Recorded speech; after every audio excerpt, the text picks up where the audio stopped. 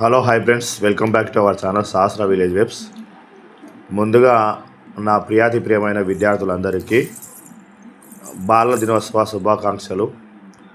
రేపు భారతదేశ వ్యాప్తంగా మనము ప్రపంచవ్యాప్తంగా కూడా నెహ్రూ గారి జన్మదినం, భారతదేశ మొదటి ప్రధానమంత్రి అయినటువంటి జవహర్లాల్ నెహ్రూ జన్మదినం సందర్భంగా బాలల దినోత్సవం అనేది జరుపుకుంటాము.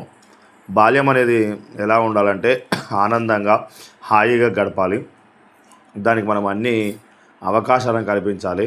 కన్న తల్లిదండ్రులైనా సమాజమైనా ఎవరైనా బాల్యం అనేటువంటిది చాలా చక్కగా గడిస్తేనే వాళ్ళు భవిష్యత్తుకు అనేటువంటి బాటలు వేసుకోవడానికి, భవిష్యత్ జీవితం అనేటువంటి చాలా బాగా కొనసాగడానికి అవకాశం ఉంటుంది.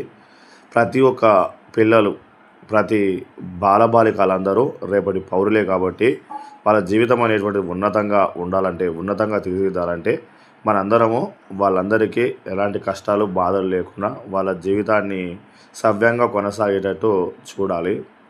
అలా కొనసాగిస్తే వాళ్ళ జీవితం అనేటువంటిది ఇక ముందు ముందు మంచి దారిలోకి, మంచి విధానంలోకి వెళ్ళిపోవడానికి అవకాశం ఉంటుంది. పిల్లలు అనేటువంటి వాళ్ళు పసిమొగ్గ ప్రాయం, వాళ్ళకి ఏమీ తెలియని వయసులో ఉన్నటువంటి వాళ్ళు, వాళ్ళందరికీ అన్నీ అర్థం చేసుకునే అంత శక్తి కూడా ఉండకపోవచ్చు.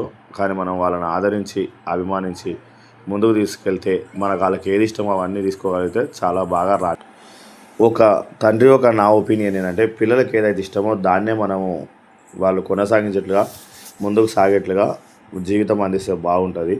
వాళ్ళు అనుకున్నది సాధించడానికి అవకాశం ఉండేటువంటి ఉంటుంది. వాళ్ళకి ఇష్టం లేనటువంటివి వాళ్ళపైన రుద్దే ప్రయత్నం చేయకపోవడమే మంచిది.